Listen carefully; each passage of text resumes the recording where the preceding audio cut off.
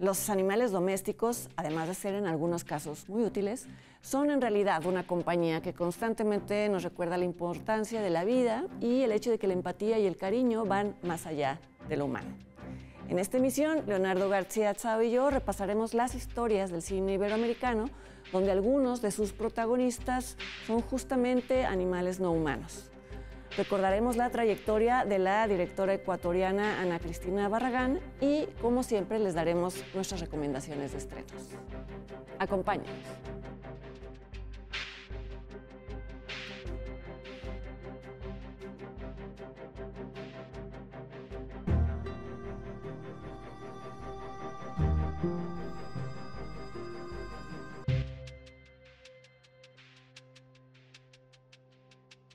Hola, ¿qué tal? ¿Cómo están? Muchas gracias por acompañarnos en el último programa del año. ¿Cómo estás, Leonardo? Muy bien. ¿Y Qué tú? bueno. Bien, también, gracias.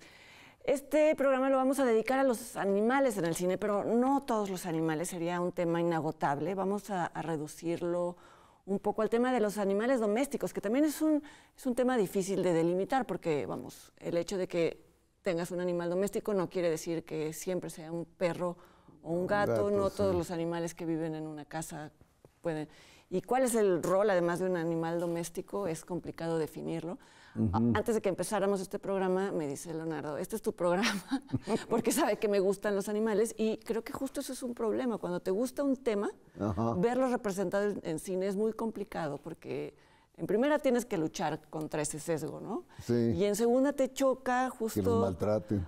Que ese es otro tema, si los maltratan o no los maltratan en los rodajes. No, simplemente que se usen como para chantajear emocionalmente al espectador y que eso no necesariamente resulte en una buena película, ¿no? Claro. A ti, no, o sea, no normalmente irías... Yo normalmente no iría a ver una película porque sale un animal. No, claro. Pero bueno, sí hay películas en donde los animales domésticos juegan un rol. Tiene un peso. Tienen un peso en la historia. Tienen una relación con su dueño o amo. O es un fetiche del amo, es un objeto de o buena revelan suerte, algo de un los humanos, amuleto. ¿no? Que creo que en el caso de las películas que vamos a hablar, casi en todos los casos, ese es el punto, que son un espejo que afirma o que niega algo de sus... Sí. Pensábamos, cuando hacíamos esta lista, en Platero y yo como una película que honraba la relación entre un hombre y un burro, basada obviamente en la obra de Juan Ramón Jiménez. La película no es buena. El libro es bueno. El libro es bueno y bueno, y marcó a muchas generaciones. Que Buñuel lo odiaba. Claro. Hablando de directores que tienen una relación complicada con los animales. Sí, él y Dalí. Sobre todo maltrataba a las gallinas. Sí, Dalí y él escribieron una carta a Juan Ramón Jiménez a propósito de Platero y yo, insultándolo, porque siempre hacían esas cosas. Pero de la película se puede rescatar que es un burro que sí pareciera parecido al del que es una especie de nubecita y demás. Y pensando en que después los burros que han aparecido en películas no mexicanas, que ahí es otra historia porque son animales de carga, pero por ejemplo en la película de Bresson, Lazar Baltasar. Y después en IO, de Jerzy Skolimowski, de años más recientes, son brutales. Claro. Retratan muy bien cuál es la experiencia de un burro en este mundo. Que sufren. Así es, yo no puedo ver esas películas. No, a Lazar Baltasar acabas llorando. Es espantosa, porque además está... al burro al final. Y luego todavía pertenece a la época en la que no sabes qué tanto el maltrato es real o no. Ahorita ya sabes que es ficticio. Tratándose de Bresson. Pues te digo, que creí en la actuación natural. Pues, exacto, tenía que ser la muerte del burro al final, tenía que ser real, seguro lo mató. Es que es muy curioso el caso de Buñuel, porque él en entrevistas, incluso clips que hay en YouTube y en su autobiografía, hablaba muy bien de los animales, es decir, de protegerlos, y incluso llegó a arrepentirse de su época taurina porque decía que sufría, pero en las urdes él provocó que cayera una cabra al precipicio para recrear lo que normalmente pasaba en ese... Él quería hablar de las malas condiciones de vida y no le salía, no veía una cabra que cayera. Entonces Sí, o le embarró miel a uno de los burros para que le picaran las abejas. Sí, eso se cuenta en el documental Laberinto de las Tortugas, ¿no? Exacto. Entonces, bueno, ese es un caso. Y bueno, después, cronológicamente, hay películas como El Gallo de Oro, de Gabaldón, que eso después lo llevaría a Ripstein a un tratamiento más severo. El fetichismo que tiene Pinzón, ¿no? Es el personaje. Dionisio Pinzón. Dionisio Pinzón. Con su gallo, el gallo que lo hace rico. Ganar en las apuestas. Sí, tú vas a hablar de ella después un poco con más detalle. Porque sí, el Gallo de Oro es folclórica, cosa que no es la de Ripstein. No es folclórica. No. Sí, el Gallo de Oro hay canciones, Lucha Villa, etcétera. Que también en el cine de la época de oro, del cine mexicano, pues también hay muchas relaciones entre personas y sus caballos muy entrañables. Pero pues decidimos obviarlas porque también sería inagotable. Las comedias rancheras. Todas, siempre hay un caballo consentido. Sí. Sí, nosotros nos fuimos un poquito más hacia adelante. Sí. Bueno, yo debo protestar por la ausencia casi total de gatos.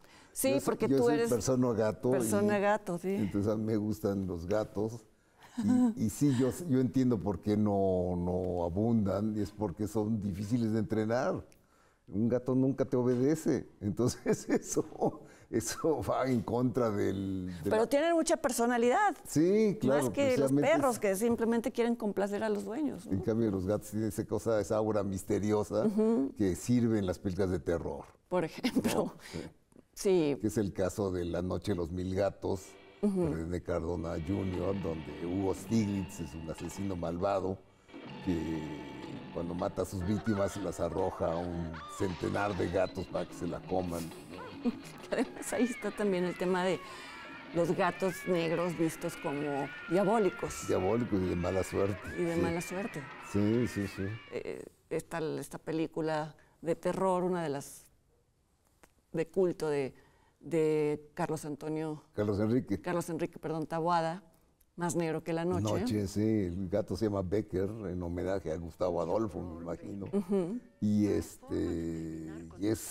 cuando lo matan, una de las chicas que ocupan la casa, es cuando se desencadena todos los males y las maldiciones que caen sobre las mujeres que llegan a vivir a casa de una rica que muere.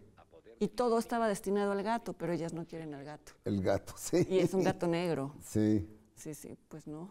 Entonces, hay más gatos misteriosos en las películas, ¿no? Hay más. El gato desaparece en la de Sorín.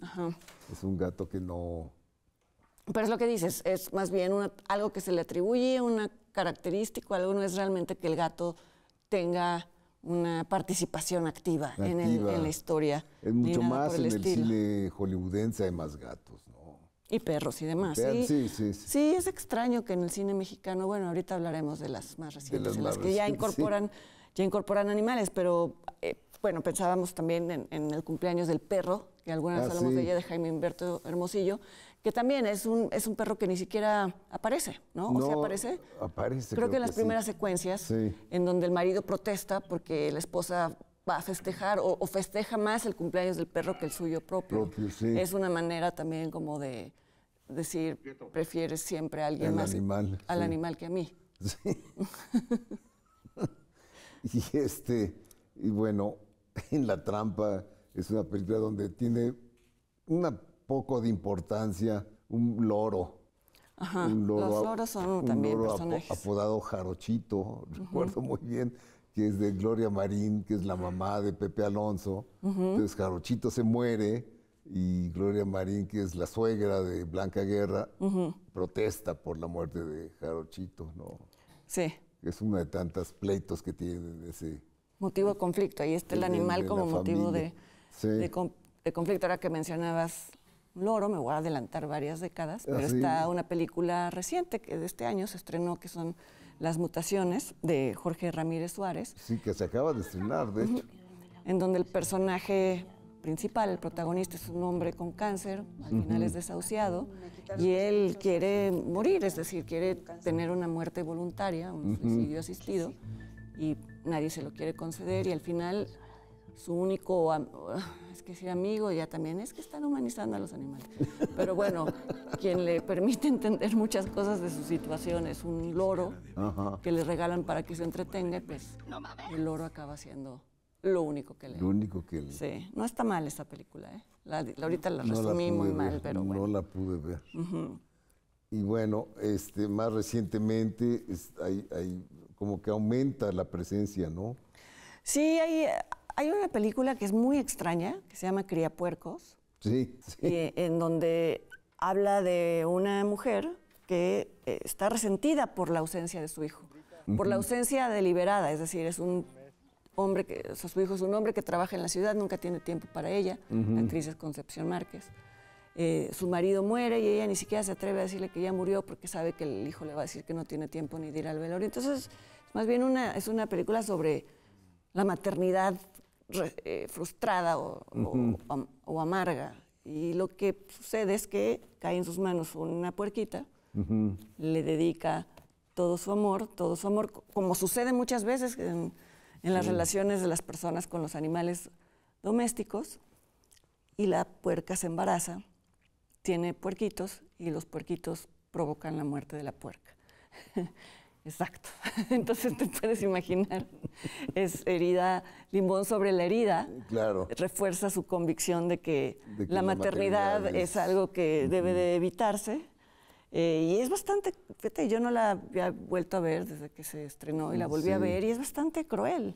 Es bastante cruel tanto en la representación de los humanos como de los humanos como de la agonía de los animales, ¿no? Sí, claro. Es de las películas mexicanas que no me encanta cómo está ejecutada, pero bueno, hace un muy buen, un muy buen apunte sobre estos amores sustitutos. A quienes tenemos perros en vez de hijos siempre nos dicen que estamos sustituyéndolos. Sí entendemos que es distinto, ¿no? Claro. Pero sí hay una relación muy cercana con los animales, se establece una relación muy cercana. Sí.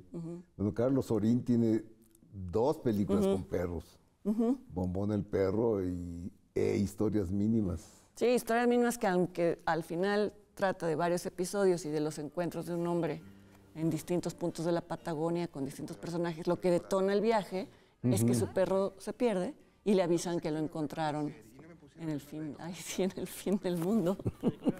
Y eso bien vale el viaje, el animal como motivación.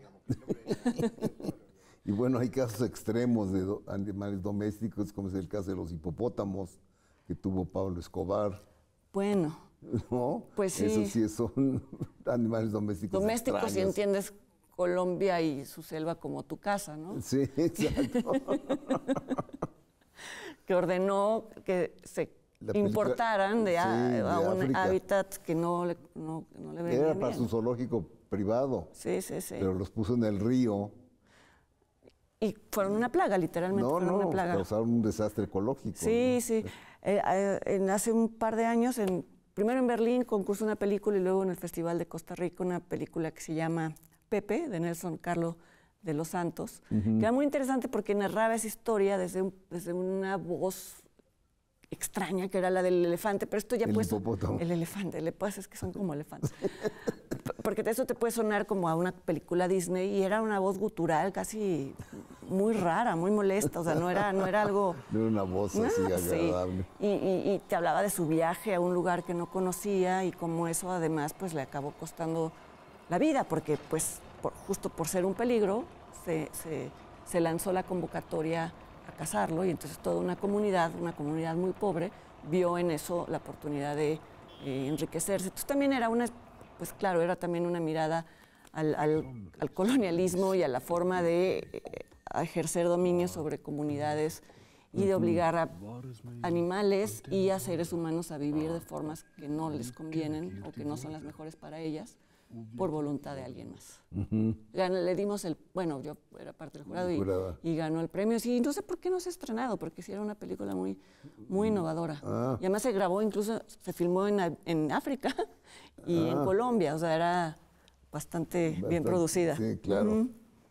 Bueno, ha habido casos donde los animales domésticos tienen condiciones de privilegio.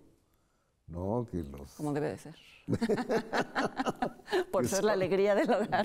Del hogar. Entonces, bueno, tú la vas a poner en tu lista cuando hablemos de las favoritas, la de Workers. Veías de noche también el documental. Sí, bueno, trata ahí el caso de Wanda Zeus, que tiene... Acumuló perros, que también, incluso otra de las vedettes también hablaba de que tenía perros. Incluso Wanda Zeus en algún momento prefirió tener perros a humanos. A humanos, sí. Pero se convirtió en una situación muy difícil de llevar porque eran muchísimos perros. Ella murió, hubo que encontrarles casa a los perros, pero también te dabas cuenta de que era lo que llenaban su vida, ¿no? Sí. Bueno, un caso de crueldad animal se vio en Ellie, de Amat Escalante, cuando el perrito que tiene la niña, entran los soldados y ven al perro y le tuercen el pescuezo y ahí acaba el... Sí, que además ese tipo de uso de los animales es muy socorrido, por ejemplo, en las películas americanas, ¿no? Estadounidenses, sí. Americanos, todos somos americanos, en donde si aparece un animal y es una película de género tipo gángsters y demás, sabes que en algún momento al primero al que se van van a encontrar el animal muerto. Sí. Entonces sí, basta, eso es poco, no se ha usado tanto en el cine iberoamericano que yo sepa, pero es clásico. Si aparece el perro y es algo en donde va a haber violencia, el perro es el primero que se va a ir. Lo van a cargar, sí. Sí, incluso en la película de Walter Salles, Ahora estoy aquí, Aún estoy aquí.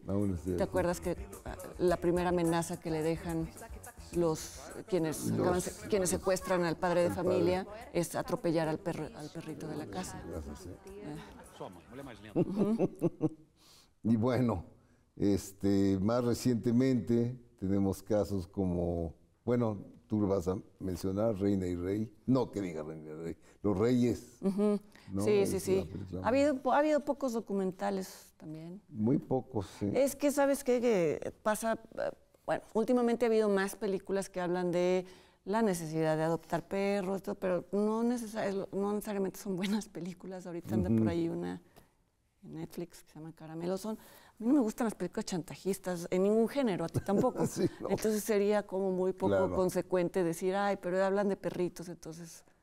Porque pues justamente no acaban haciéndole justicia a una relación que es mucho más compleja, ¿no?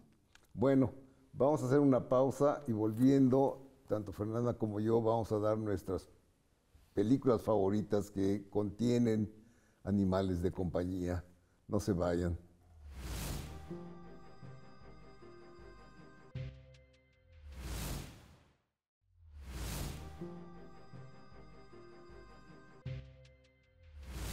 Y bueno, ya estamos de regreso y listos con nuestras listas para ver cuáles son nuestras preferencias en este tema de los animales domésticos en el cine iberoamericano. La mía, la quinta es Sujo, de Astrid Rondero y Fernanda Valadez, que fue del año pasado. Sí, del año pasado. Y en donde el caballo tiene un simbolismo especial. De hecho, la película abre con el ojo del caballo, ¿no? Si no me equivoco. Y el caballo Sujo es el nombre del caballo, no del personaje, pero de alguna manera lo simboliza el protagónico. Puede cambiar su vida. Y es un poco como en el Zapata de Elia Kazan, el caballo tiene una carga simbólica a lo largo de la película, ¿no? Así es. Sí. Como en esta película que no es iberoamericana, pero que es adaptación de una novela argentina, que es Mátate Amor, Die My Love, sí. que Lynne Ramsey adaptó, que también hay un caballo que a lo largo de la película es como la protagonista queriendo escapar, ¿no? Sí, y donde matan a un perro también. Bueno. ¿Qué me dices? Sí. Exacto, se hubiera podido entrar.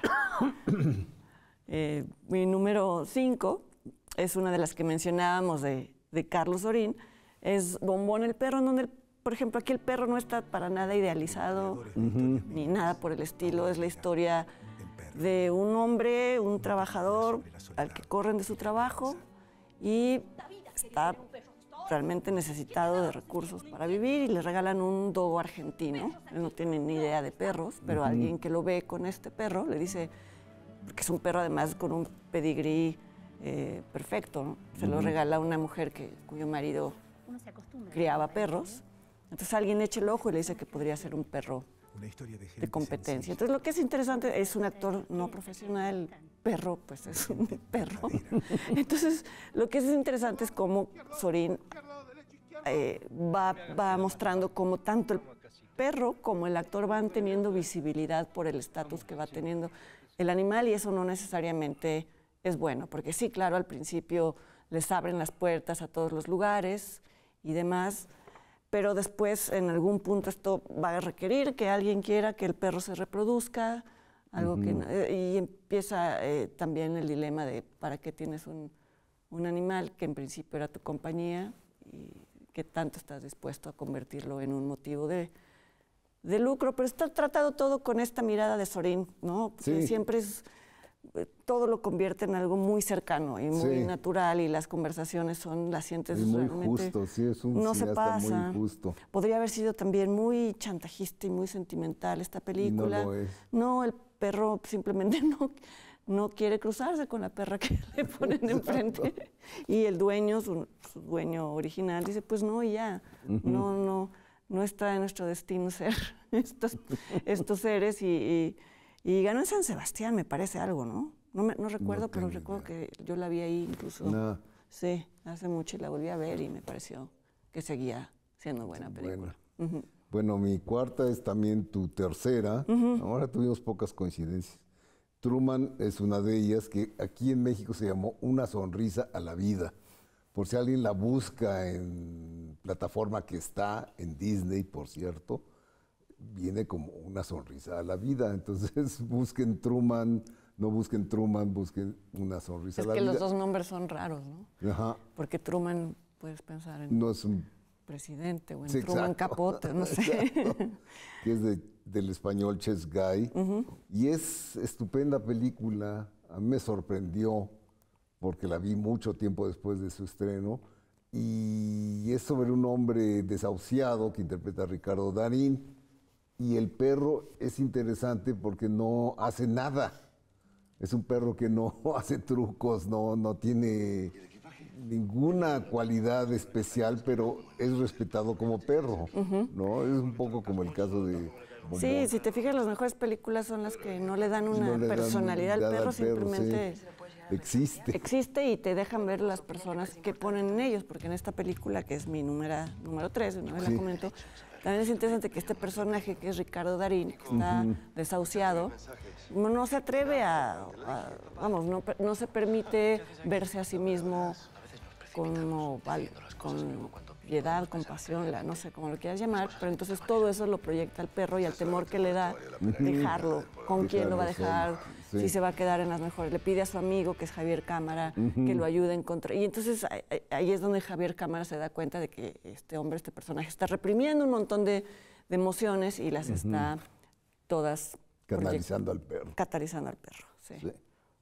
Bueno, tu cuarta es Workers, de José Luis Valle, que para mí sigue siendo la mejor película de José Luis Valle, y habla de como su nombre lo indica, de dos personajes, un hombre que acaba de perder su empleo y una empleada doméstica, que eventualmente se encuentran empleados en una casa cuya dueña es una mujer excéntrica, millonaria, con una mansión enorme, que tiene una perra que se llama Princesa, que es una whippet, de estos perritos como galgos chiquitos. Delgados, frágiles. Elegantes.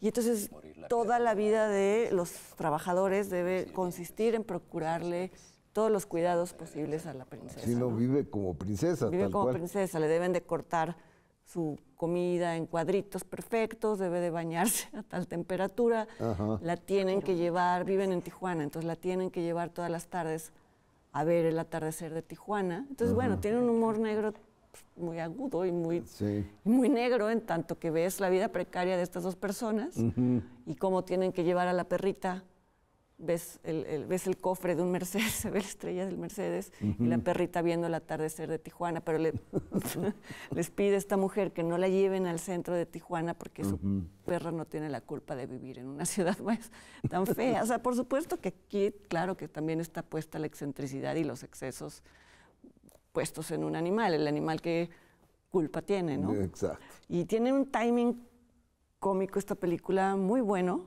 porque es humor seco. Recuerdo una de las secuencias en donde lo único que se ve es que está la perrita descansando sobre la cama y de un lado del cuadro aparece una manita que suena una trompeta y la perra se da el susto de su vida. Yo creo que se lo dio de verdad, realidad, porque un poquito pues sí, es la forma de los trabajadores de desquitarse con ella. Sí. No le van a hacer nada porque están esperando a que muera de muerte natural, pero imagínate el resentimiento que le tiene. Que genera, sí.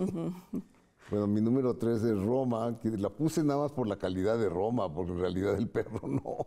Digo, existe un perro que brinca ante las visitas y que deja cacas en el garage. Era muy simpático el perro. Sí, se llamaba el Borras. Que se supone que era un perro como el que tenía Alfonso Cuarón. En su niñez. En su niñez. Sí. Le hicieron casting y todo. Exacto. Aunque entonces, me llegó el rumor de que al perro actor no le gustaba mucho estar con Alfonso Cuarón. Eso es un chisme al margen. Es un chisme al margen. Bueno, pues no tienen por qué caerle bien todos los directores al perro, ¿no? Los perros son muy sensibles. Bueno, tu número 3 es Truman, pero tu número 2 es... Los Reyes. Los Reyes. Es un documental chileno que ganó varios premios en el circuito de documentales y que realmente lo pueden ver por ahí, se puede encontrar. Es realmente notable. Lo que hacen los directores, es Iván Osnovikov y Bettina Perú, es que van a un parque de skaters, de patinetos, llamado Los Reyes, ese es el nombre del parque, y observan la vida de dos perritos callejeros que viven ahí, viejitos, descuidados, pero que no se separan. Uno se llama Fútbol y la otra se llama Chola. Entonces los observan y ahí es un documental en donde se ve que uno entiende este dilema de los documentalistas y del género documental, de que hasta qué punto intervienes en una realidad. No debes de hacerlo, porque si no ya no estás... Porque pues sí, ves a los perros pasar días en los que está lloviendo, tienen que buscar en dónde encontrar. Se ve que nadie les da, bueno, sí, posiblemente sí les dan de comer porque no están flacos, pero están totalmente desprotegidos, no son de nadie. Y sin embargo, también hay cierta libertad, ¿no? Que yo estoy segura de que muchos perros domésticos como la mía querrían vivir ahí, no necesariamente cuando llega la hora de comer y no. O sea, esta cosa de que hasta qué punto los perros les gustaría valerse por sí mismos, aunque en realidad no son una especie que se haya, o sea, fue una especie concebida para acompañar a los humanos. Entonces es muy, muy injusto que los humanos los abandonen, porque no pueden sobrevivir por sí mismos, no pueden cazar para tener su alimento, ¿no? Entonces recorren todas las estaciones del año estos documentalistas siguiendo estos dos perros que tienen entre ellos una comunicación increíble, juegan con una pelota y se la pasan uno al otro y es así como conquistan a personas para que jueguen con ellos.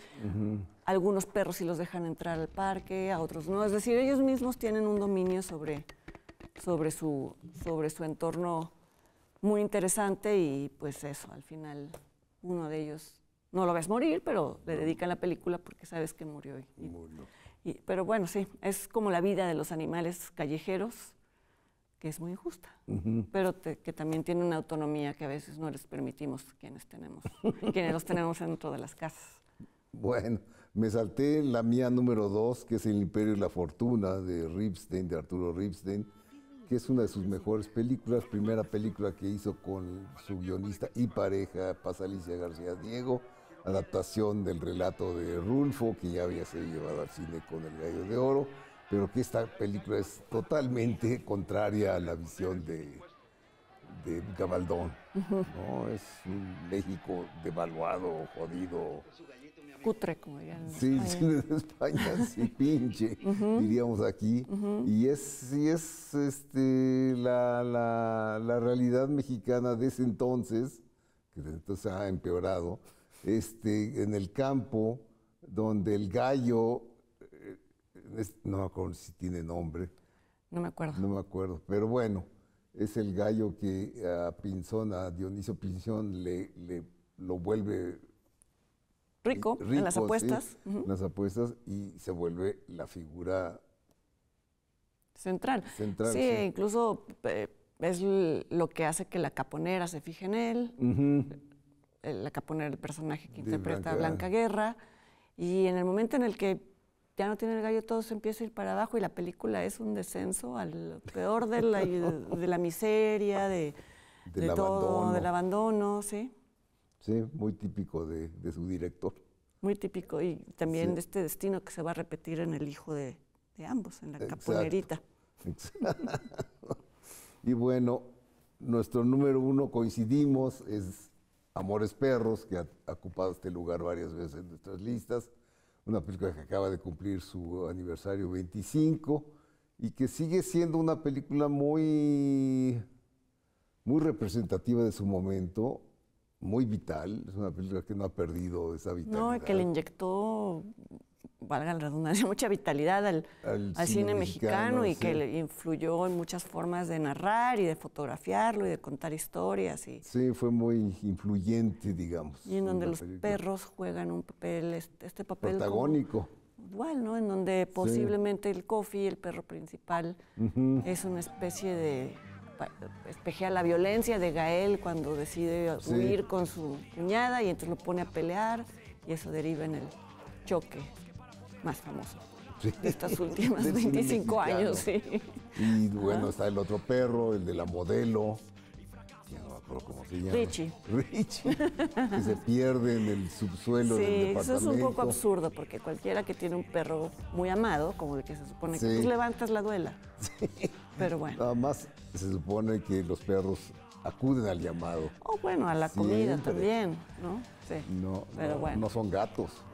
Los gatos sí es posible. Pero en cambio la historia del Chivo, que es el otro personaje, y sus perros, sí es muy conmovedora. Es un hombre que es un ex sicario y ahora se dedica, bueno, más bien es un ex guerrillero que ahora secuestra gente por dinero y mata, es un sicario, y que siempre está rodeado de perros de la calle que va recogiendo y que son también su compañía, y pues resulta que el perro que adopta, el último perro que adopta, que es el perro de Gael, al ser un perro de pelea, los mata. Y es el dilema de qué hace. ¿Qué hace un perro que está entrenado para matar? Pues mata como el mismo personaje, ¿no? Sí. Y bueno, una película que no necesitamos más comentario. Contaba Alejandro González Iñárritu que sí, claro que Emilio Echeverría, que era el actor, tuvo que desarrollar una amistad con los perros. Con los perros, sí. Entonces ahí andaba siempre con sus perros, ¿no? En la calle, caracterizado como el chivo, y entonces pues no lo dejaba, o sea, lo corrían de los puestos, ya fuera de filmación lo corrían de todos los lugares, y ahí es cuando decían, no, pues sí es convincente el personaje, porque sí parece un indigente con su bola de perros. Bueno, pues estas son nuestras películas favoritas en las que aparecen animales de compañía, animales domésticos, pero no se vayan porque después del corte vamos a hacer un repaso de la carrera de la directora ecuatoriana Ana Cristina Barragán y les vamos a presentar una cápsula del Canal 22, una entrevista con la directora argentina Lucrecia Martel a propósito de su nuevo documental Nuestra Tierra. No se vayan.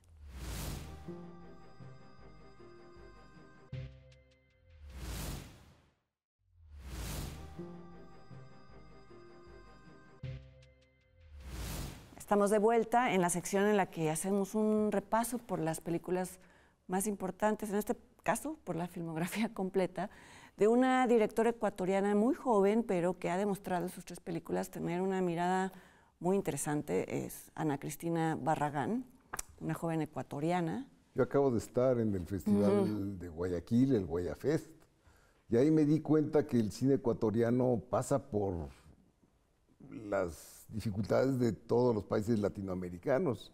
O sea, no hay presupuesto para hacer películas, tienen que acudir a las coproducciones. En este caso, Ana Cristina Barragán ha trabajado mucho con México. Se ha coproducido incluso con Reficine en la última. Entonces, sí, el festival me dejó ver estas carencias, pero que el público el que asistía a los eventos del festival estaba como muy interesado, había mucho interés por ver un desarrollo del cine ecuatoriano más allá de Salvador Cordero y Sebastián Cordero y Ana Cristina Barragán, que decían, sí, todos los mencionan, pero hay muchos cineastas que hacen películas que no trascienden, ¿no? Yo voy a confesar que yo no conocía su obra, vi su película más reciente, que es Hiedra, ahora en el Festival de San Sebastián, y me gustó muchísimo, y es entonces que vimos ambos que había incluso estrenado una película en México, o sea, La piel pulpo, su película previa. Bueno, vamos en orden para no confundir. Pero bueno, lo único que quiero decir es que yo no sabía de ella y me parece una mirada, que es una directora de la que quiero seguir viendo películas. Sí. No, bueno, pues su primera película la hizo en 2016, que es Alba, que es como siempre el personaje es femenino, la protagonista, que es una niña, adolescente, muy retraída, cuya madre está enferma, tiene un padre extraño. Extraño y sin embargo no necesariamente ausente. No, sí está presente, pero parece indigente, que es una cosa que sucede, que detona una secuencia donde lo corren de un lugar porque creen que es un drogadicto. Sí, que es una secuencia, yo creo que te pasó como a mí, creo que es una secuencia muy poderosa en la película, porque también ahí te das cuenta, hay todo un retrato de clase, ¿no? La niña va a la escuela y te das cuenta de que sus amiguitas quizá provienen de familias más acomodadas, pero que eso se nota también en un trato hacia ella, por parte no solo de las niñas, sino de la mamá de las niñas, un poquito despectivo. Condescendiente incluso, sí. Y cuando llega a la escena donde la niña se gradúa, hay un fin de cursos. El padre llega para avisar que la madre ha fallecido. Y claro, por su aspecto, por lo que sea, lo corren y los niños hacen una burla tremenda, ¿no? O sea, que es un indigente. Y ahí da un giro muy interesante la película, porque la niña decide reunirse con el padre. Es decir, podría haber sido un final muy cruel en donde... Exacto. En fin, sí, ahí, a lo que quiero llegar es que, aunque muestra infancias difíciles, muestra infancias en donde hay una cercanía, a pesar de lo extraña que pueden ser las relaciones entre padres e hijos, que es las siguientes dos películas, también habla de padres e hijos y hermanos. Estéticamente le gusta mucho el acercamiento, hay muchos close-ups, de hecho que aíslan a Alba, que es la protagonista, en su entorno. Ya abre un poco más cuando está en la escuela y tiene que relacionarse con estas niñas fifís, por decir un término. Y sí, creo que funciona Sí, te das cuenta de que ha de hacer unos castings tremendos, ¿no? Bueno, yo leía que para Alba buscó entre 600 niñas, y sí, es una niña con una cara muy peculiar, que evidentemente se siente aislada por su situación y por un montón de cosas, y esto del rostro de las niñas adolescentes de sus películas se repite en las dos siguientes, ¿no? Sí. Sí, la siguiente la hizo en 2022, es La piel pulpo, que se estrenó en México. Y es una película que no me convenció como las otras dos. Creo que es una película donde falla la voluntad narrativa. Hay un momento incluso de regodeo con ciertas actitudes de los protagonistas, ¿no? Que básicamente lo más llamativo es el incesto, porque son un par de hermanos gemelos que viven aislados, viven aislados en una isla, literalmente. Sí. Y con su madre, que es un personaje raro, distante, y hay otra hermana que también casi no la pelan. Y es una historia de estos dos hermanos y sus contacto con la naturaleza, porque hay mucho animal, por cierto. Un poco como La Laguna Azul. Sí. Es que ella lo mencionó en algún momento. ¿Ah, sí? ¿Qué fue su influencia? Pues sí, la mencionó con una película en la que pensó. No sé si su influencia directa, pero... Bueno, y lo más interesante es cuando ella se va a Quito, o sea, atraviesan el río, lago, lo que sea, el mar, y llegan a una ciudad desarrollada donde ella y su hermano se entretienen mucho con el elevador.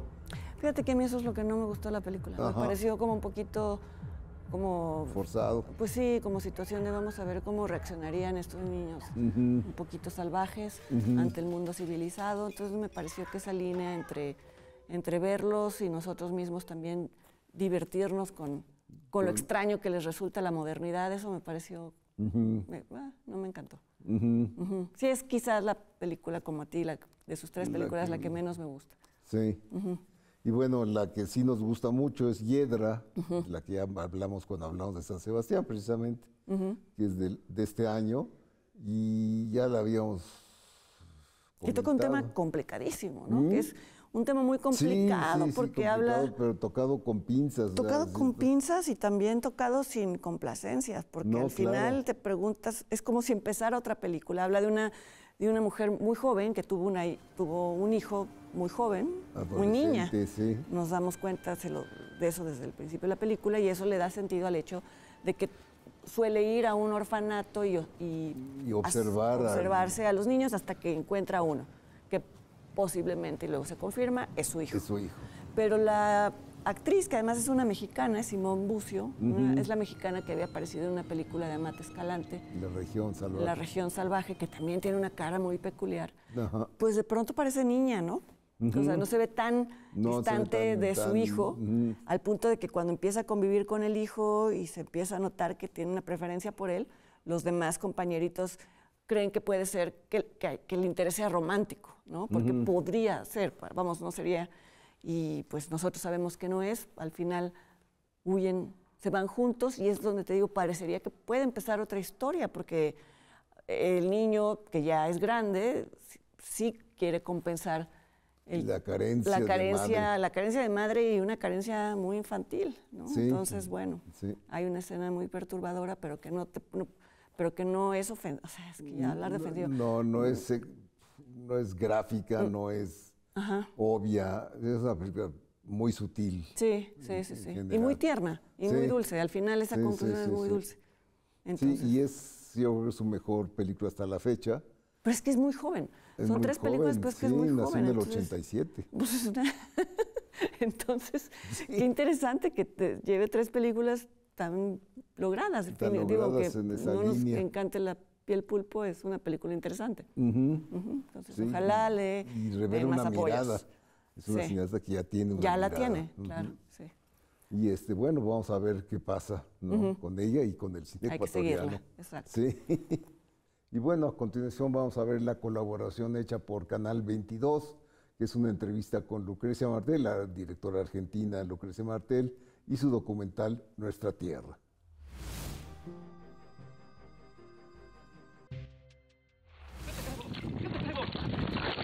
Para la cineasta argentina Lucrecia Martel, el cine se ha convertido en un vehículo de transformación social, un arte masivo que busca generar preguntas y reflexiones.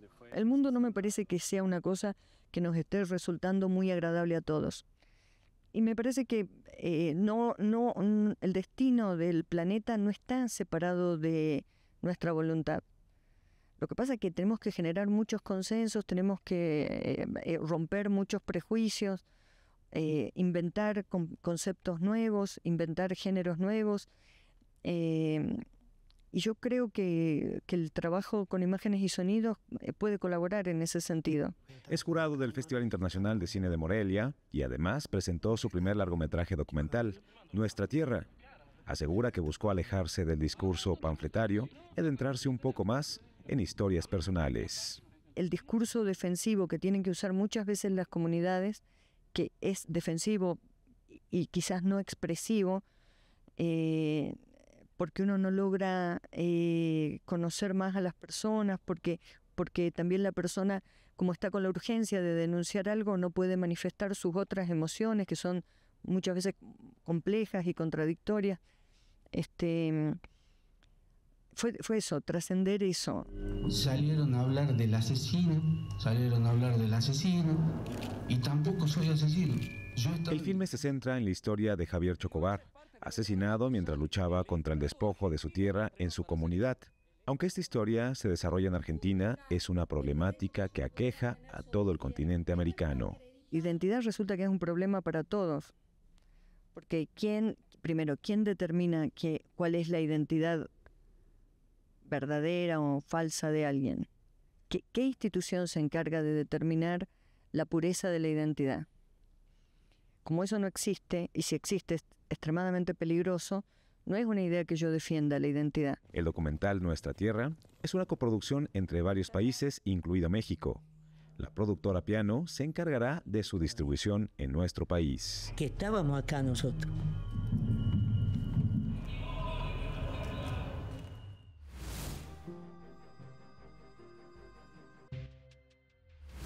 No se vayan porque después del corte les vamos a presentar una cápsula realizada por nuestro compañero Raúl Pérez sobre el Festival de Viena y les daremos una recomendación.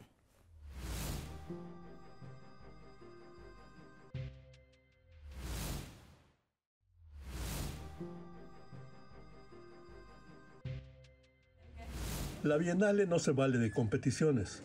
En vez de la fiebre por el oro y la plata, ofrece recapitular o descubrir filmes que comparten reflexiones universales. La arbitrariedad del signo en juego para desarmar el sentido de mitos, mentiras o simulacros construidos para borrar las huellas de su origen. Y la propuesta de ensayar siempre es en relación a hay una situación difícil que resolver, entonces ensayémosla para ver más o menos hacia dónde. Vamos a hacer como que estamos en el restaurante. Yo soy el doctor. Mira, siéntate.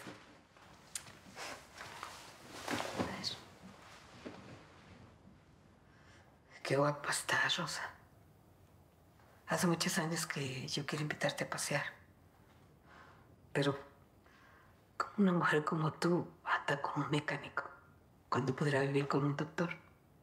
Ya no tendrías que madrugar para trabajar. De eso me encargaría yo. Como solo están actuando y solo están haciendo como que se permiten ciertas libertades de honestidad que no se las permitirían sin ese segunda capa, sin ese velo de ficción, ¿no? A ver, yo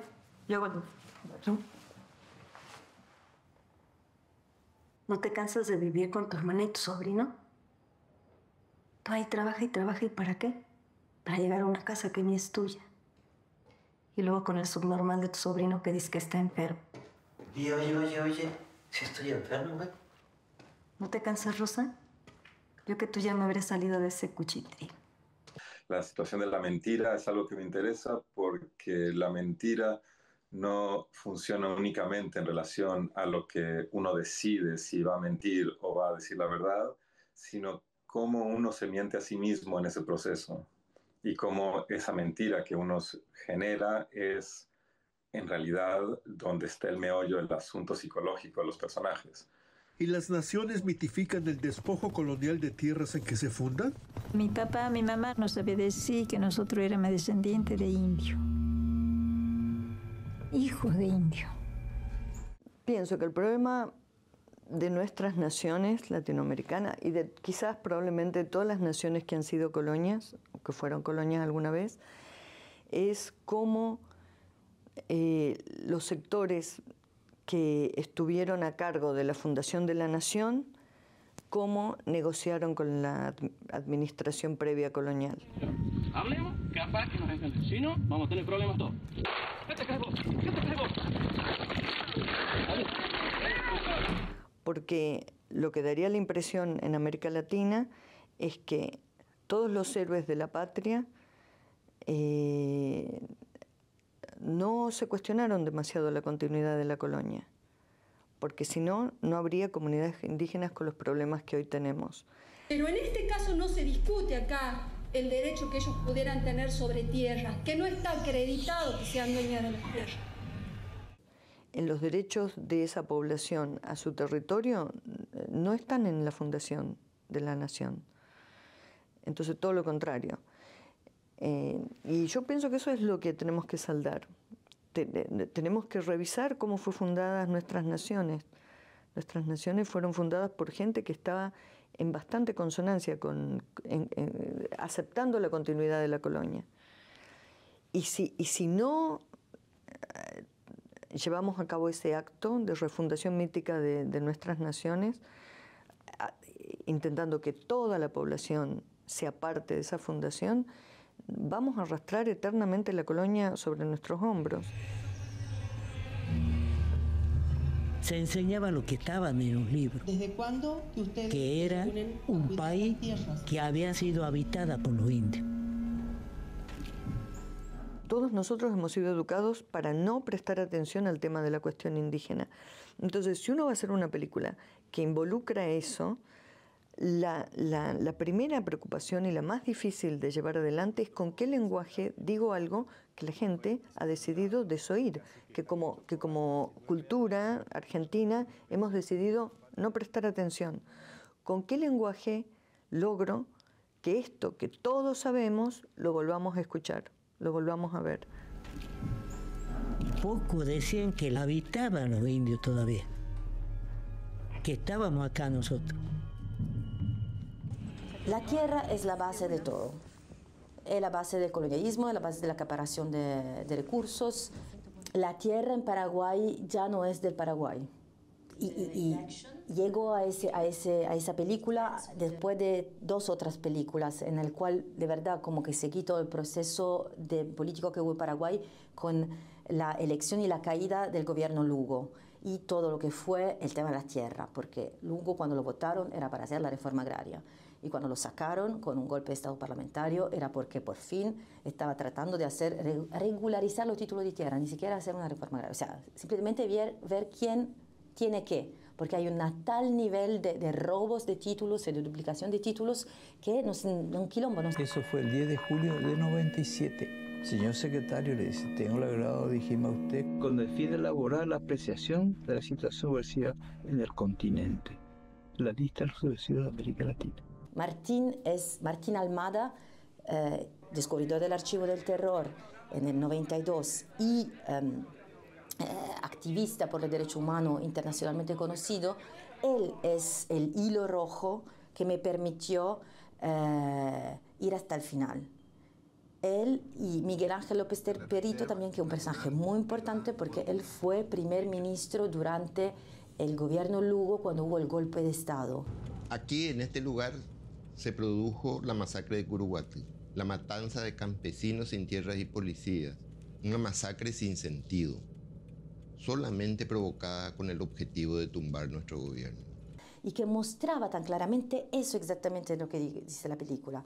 O sea que los nuevos enemigos, que la guerra verde es la heredera de la Guerra Fría, que los enemigos comunistas de antes hoy son los que luchan por la tierra, que eran transnacionales a la época, porque el Plan Cóndor fue una coordinación transnacional, y hoy en día también es la transnacionalidad del agronegocio y en general del mercado mundial, ¿no? Sería como la mundialización. Con la liberación de la soja transgénica HB4 por RR, que es resistente a la sequía y al glufosinato de amonio, lo que pasó es lo que iba a pasar, ¿verdad? Que aumentó la superficie de tierra cultivada con soja transgénica en el Chaco.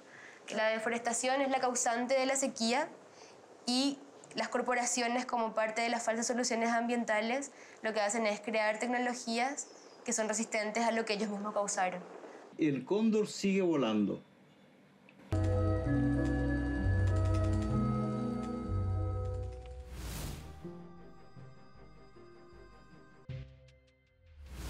Y bueno, vamos a dar en esta ocasión solo una recomendación, y esto se debe a que nadie quiere estrenar en diciembre, porque es un mes muy malo. Hay que pelear contra las posadas, hay que pelear contra las majors que estrenan sus películas navideñas. Entonces, el caso de La Reserva es un caso que va a ser difícil que encuentre su público. Sí, porque o sea, sí se estrenan películas interesantes, pero no iberoamericanas. Exacto. Entonces no las mencionamos aquí. No, exacto. Entonces se va reduciendo el campo de películas que, porque además hay que decir que también hay que decir que solo recomendamos las películas que queremos recomendar. No es claro, que se estrenen y solo las mencionamos, sino solamente las que tienen nuestro sello de aprobación. Sí, y La Reserva, bueno, fue la gran ganadora en el pasado Festival de Morelia, sí. Ganó mejor película, mejor dirección, de Pablo Pérez Lombardini, mejor actuación de la protagonista, Carolina Guzmán. Sí, es una película muy lograda, a pesar de, Sí. que el tema es árido, complicado, es el narcotráfico, es la tala ilegal de bosques en México, todos estos temas que a veces son difíciles de representar porque no, el público no quiere verlos y un poco dice, ¿por qué si lo veo todo el día en las noticias y oigo de por qué? Pero vale la pena asomarse a cómo lo filma alguien. Es un tratamiento original Por supuesto, del sí. dilema de la protagonista, que es una guardabosques, que se da cuenta que hay tala y descubre de la peor manera que detrás de los taladores está el narco. Sí, pero oye, los narcos son el brazo armado de los taladores, vamos, sí. ¿no? Y tiene que decidir qué hacer con su madre y con una niña con la que vive. Y ahí pareciera que, o sea, no es que se divida la película en dos partes, pero luego llevan una vida urbana que es también muy interesante de observar, cómo no se pueden acoplar, cómo es difícil pues acostumbrarse a la vida urbana. Sí. En fin, sí, es una película muy interesante. Es un uso del blanco y negro que también está muy bien, que no es gratuito. Nos gustó mucho. El director tiene muy buen sentido de la elipsis, porque no nos muestra un solo acto violento. Sabemos que ocurre, sabemos que está la amenaza, pero no vemos un solo hecho de sangre. Y eso es meritorio, me parece. Claro. Y además el brinco que da de cuando ella se da cuenta que no tiene salida a su vida... A la vida elegida, entre comillas. Sí, es muy... Sí. Está muy bien hecho, está muy bien narrada, pues. Sí, fue un premio muy, muy merecido. El de y luego pasa que incluso los premios de los festivales no se estrenan, entonces este es un caso excepcional. Entonces no la dejen morir en cartelera. Exacto, y no le tengan miedo al blanco y negro, ni al tema del narco. Pero porque traten de ver una buena película en estas fechas. Exacto. Que no es lo común. Exacto. Bueno, y con esto nos despedimos. Gracias, Leonardo. A ti. Gracias a ustedes que festejen estas fiestas, como sea que las festejen, descansen. Les agradecemos mucho que nos hayan acompañado a lo largo del año. Los esperamos el año siguiente. Recuerden que Encuadre Iberoamericano es una plataforma televisiva en la que buscamos dar visibilidad al cine que se realiza en Latinoamérica y en España, sus directores, proyectos, revisamos películas de décadas previas, en fin, todo lo que haya que decir al respecto. Felices fiestas, descansen y nos vemos en un mes.